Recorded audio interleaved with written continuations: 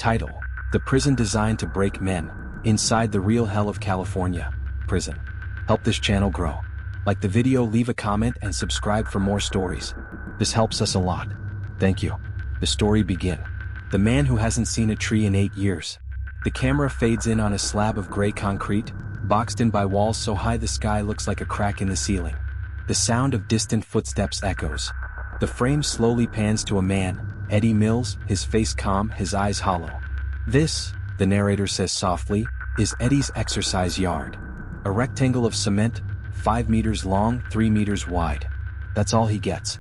Eddie tilts his head back toward that sliver of sky. When asked when he last saw a tree, he pauses for a long time as if searching through a fog. A tree, he repeats. The last time was 8 years ago, when I went to court. For 1 hour each day he's led here, shackled, silent, and alone. The rest of the time he's locked in a windowless cell designed to erase time itself. The story cuts wider. Pelican Bay State Prison, Northern California, surrounded by towering redwoods and untouched forest, but inside, nothing grows. It's a place built for people the system believes can't change. 3,500 men live here, but almost none ever touch another human being. Guards call it the Supermax, a prison within a prison. It was built for one reason: control. Every sound is measured, every door remotely opened, every step monitored by cameras. The prisoners never see each other, and the guards never carry guns inside, because in here hostage situations aren't hypothetical. Inside, silence is constant. Conversations happen through vents. Some men whisper to their reflections in the steel mirror just to remember what voices sound like. A senior officer, Lieutenant Thomas, gestures toward a table lined with improvised weapons. Sharpened spoons, melted plastic, even half a pair of scissors once hidden in someone's body. This, he says, is why we run it the way we do. But behind every rule there's a story, and behind every inmate, a human mind slowly bending under pressure. Back in his cell, Eddie keeps himself alive by studying Spanish, French, business law. He gets up at 4 a.m., writes in tiny letters on prison paper, and recites grammar under his breath until lights out. I spend 8 to 15 hours a day just learning, he says. It keeps me from thinking too much. The camera pans across his wall, a single shelf, a few books, a TV with a clear casing so guards can check for contraband. Every object looks sterile, like it's been scrubbed of emotion. Then, the narrator's voice returns, steady and low. In a place where men are buried alive by silence, the only way out is through the mind. But even the strongest minds have limits. The prison within the prison. The camera opens on a blindingly white hallway, sterile, humming with fluorescent light. A voice echoes from a radio, C-block corridor clear. Metal doors click open and shut in perfect rhythm, like a machine breathing. This is the Supermax, the Security Housing Unit, or SHU, a concrete labyrinth built in the shape of an X. Every cell identical, every angle designed to erase visibility. There are no windows here. No sunlight. No sense of direction. The narrator's tone lowers. Inside the SHU, men vanish, not because they've escaped, but because time forgets them. Guards walk unarmed through the corridors. The risk of being taken hostage is too high. Each prisoner's door can only be opened remotely from the control room.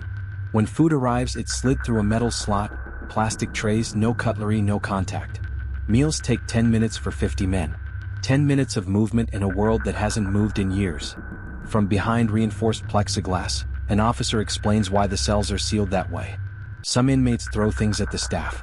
So we build barriers to protect both sides. You'd be surprised what becomes a weapon here. His voice wavers, a mix of weariness and resignation. The camera tilts toward his cell. Inside, Fernando Medina sits on his bed, chains around his wrists. He's been here 17 years. His eyes drift between the walls and the camera. Sometimes, he says softly, I wonder if I'm still me, or just something this place made. He describes men who have snapped, stopped talking, stopped eating, sat staring at blank walls until days blurred together. Some hum to themselves to keep the silence from swallowing them. Others whisper imaginary conversations to people who aren't there. Outside, a radio crackles again, 12-block corridor secure. Routine continues. Order keeps the system breathing. Inmate Eddie Mills, back in his own cell, tries to stay human by memorizing legal codes and foreign verbs. He studies to forget where he is. I tell myself I'm learning something for when I get out, he says, but deep down I know, most of us don't get out. The film cuts to Lieutenant Thomas again, standing before a table of confiscated items, makeshift brushes, painted scraps, even a feather turned into art. He shakes his head. This was a paintbrush. Beautiful work. But here, anything sharp enough to pierce skin is contraband. The narrator breaks in. In a place where creativity is treated like danger, survival becomes an art of its own. A slow-motion shot shows the corridor lights flickering as doors slam shut one after another, metallic echoes rolling through the hall like thunder. Then silence.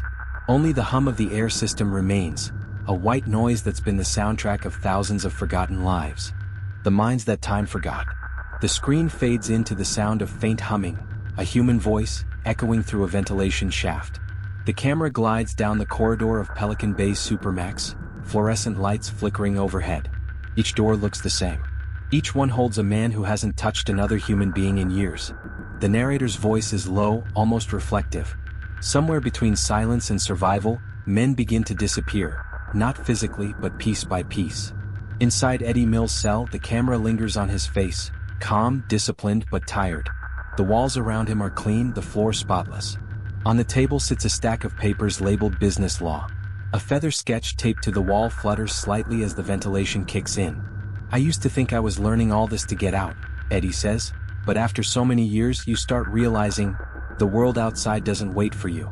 It forgets you. His voice cracks slightly. So you stop waiting too. The camera pans slowly across the small plexiglass window, just enough to see a strip of hallway light. Outside, guards prepare the daily cell inspections. Two walk by, scanning for movement. They pause only when Eddie begins his workout, push-ups, squats, repetition after repetition, counting under his breath like a prayer. Then we cut to Fernando Medina, staring at the wall where he's carved tiny calendar lines. When I first got here, he says, I told myself I wouldn't let it change me. But after years of nothing, you stop feeling real. You stop dreaming. The narrator breaks in. For some, the mind adapts. For others, it unravels quietly, until even memory loses its meaning. Archival audio plays from an unseen psychiatrist describing SHU syndrome, a psychological state caused by extreme isolation, hallucinations, disorientation, insomnia. The unseen voice says, the human brain isn't built for silence. In complete isolation, time bends, a day feels like a week feels like forever. The footage cuts to exterior drone shots, mist rolling over the redwood forest surrounding Pelican Bay. Beautiful, untouchable, indifferent. Just miles away from one of the darkest corners of the American justice system. The narrator continues. Outside these walls, life goes on. Families grow older, seasons change, children play under the same sun these men haven't seen in decades. And deep inside Pelican Bay, time stands still. Back inside the cell, Eddie finishes his workout, wipes his face with a towel and sits on the floor. He looks directly into the camera. I know what I did, he says quietly. I know I deserve punishment. But this isn't punishment. This is disappearance. The final shot fades to black as his voice lingers. When you take away sound, touch, light, what's left of a person? Then silence. A single caption fades in over the darkness. More than 25,000 inmates in the United States remain in long-term solitary confinement today. The men who never came back. The screen opens with a cold dawn over Crescent City, California. Fog drifts above the trees and somewhere beyond them, the walls of Pelican Bay rise from the mist like a forgotten fortress. The narrator's voice returns, quieter now. Every morning, the sun touches the redwoods before it touches the prison. Inside, most men never see it. But out here, time still moves. We see former correctional officers leaving the gates after a night shift. Their faces look just as tired as the men they guard. One of them says off camera, people think it's just the inmates who get locked in. But after a while, this place keeps a part of you too. Cut to a quiet room filled with old case files, hundreds of names, some crossed out, some stamped deceased. A narrator continues. Since Pelican Bay opened, dozens of men have died behind its walls. Some by violence, some by illness, some by the silence itself.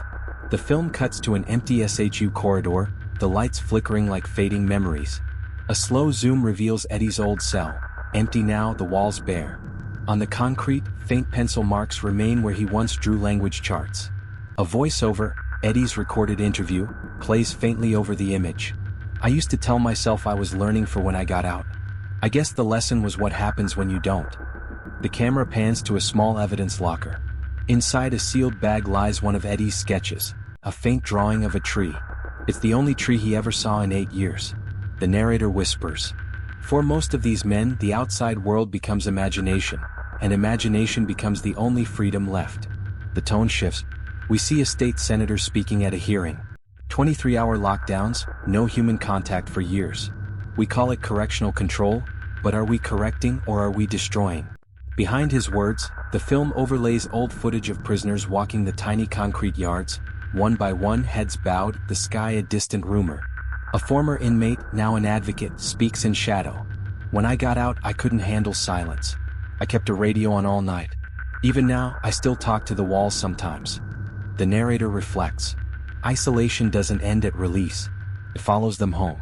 It changes how they think, how they dream, how they live. The camera cuts back to the forest, sunlight piercing through the fog. The same trees Eddie once dreamed about sway quietly in the wind. Then the screen fades to black as the narrator delivers the final words. Pelican Bay wasn't built to break men. It was built to contain them. But after decades, it's hard to tell the difference. A single closing line fades in. Some prisons have walls.